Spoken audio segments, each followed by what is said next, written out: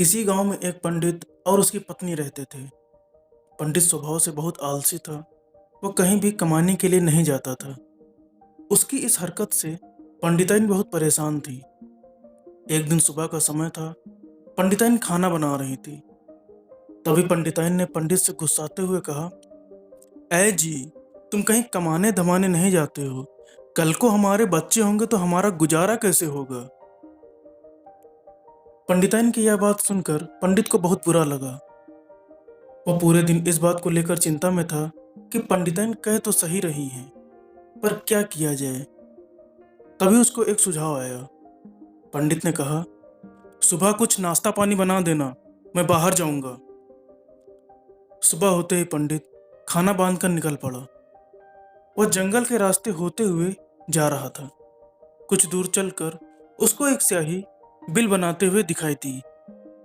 उसने उसको एक पहेली के रूप में एक पन्ने पर बिसुनबुल खोदत है लिख लिया।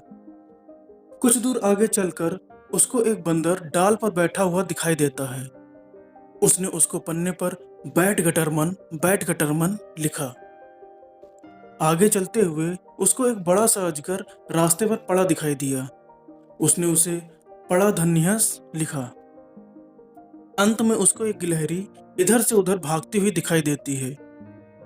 उसको उसने कुदुर कुदुर बल भागत है लिख लिया। चलते चलते वह राजा के दरबार में पहुंचा, जहां उसने वह पहेलियों का पन्ना राजा के एक सिपाही के पास जमा कर दिया। सोने से पहले राजा की आदत थी कि वह लोगों द्वारा भेजे गए पत्रों को पढ़ता था। उस दिन भी ऐसा ही हुआ। राजा जैसे ही पत्रों को पढ़ने चला, सबसे ऊपर पंडित का ही पत्र रखा हुआ था। उसने पंडित की पहेलियों को पढ़ना शुरू किया। इत्तेफाक से उस दिन राजा के महल में कुछ चोर चोरी करने के इरादे से आए थे।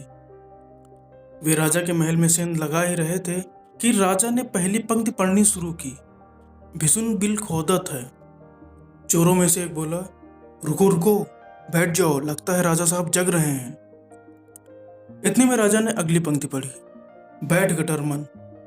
एक चोर बोला, लगता है राजा साहब ने देख लिया है, सभी लेट जाओ। तभी राजा ने अगली पंक्ति पढ़ी, पड़ा धन्यहस। अगला चोर बोला, लगता है राजा साहब समझ गए हैं, भागो सभी। राजा ने अगली पंक्ति पढ़ी, कुदुर कुदुर बल भागत है। अगले दिन रोज की तरह सुबह सुबह नाई राजा की हजामत बनाने के लिए आ रहा था। तभी रास्ते में उसको चोरों ने रोक लिया। चोरों ने उससे राजा की गर्दन काटने के लिए कहा और इसके लिए चोरों ने उसको रुपयों का लालच भी दिया। रुपयों के लालच में नाई राजा की गर्दन काटने के लिए राजी हो गया। यह सब वाकया पंडित छुपके देख रहा था। नाई के महल पहुंचने पर राजा हजामत बनवाने के लिए बैठ गया। हजामत बनाते समय नाई बार बार राजा की गर्दन काटने की कोशिश कर रहा था, पर उसकी हिम्मत नहीं हो रही थी। वह बार बार पानी लगाता और गर्दन पर उस्तरा चलाने की कोशिश करता। इतने में राजा ने कहा, क्या बात है नाई, आज दाढ़ी बनाने में बहुत समय लग रहा है। तभी महल में पंडित आ जाता है। वह नाई को राजा की गर्दन काटने की कोशिश करता देख बोल पड़ता है, काहे को नाई उपरो चुपरो, काहे को लगाओ पानी, जो बात है तुम्हारे दिल में वही बात हम जानी। पंडित के ऐसा बोलते ही राजा बोले, ये क्या बदतमीजी है पंडित। पंडित बोला, राजा साहब मैं सच बोल रहा हूँ। कल रात आपके महल में चोर आए हुए थे, पर आप देर रात तक जग रहे थे, जिसके कारण चोर चोरी करने में नाकाम रहे और उन्हीं चोरों ने नाई से आपका गला काटने के लिए कहा।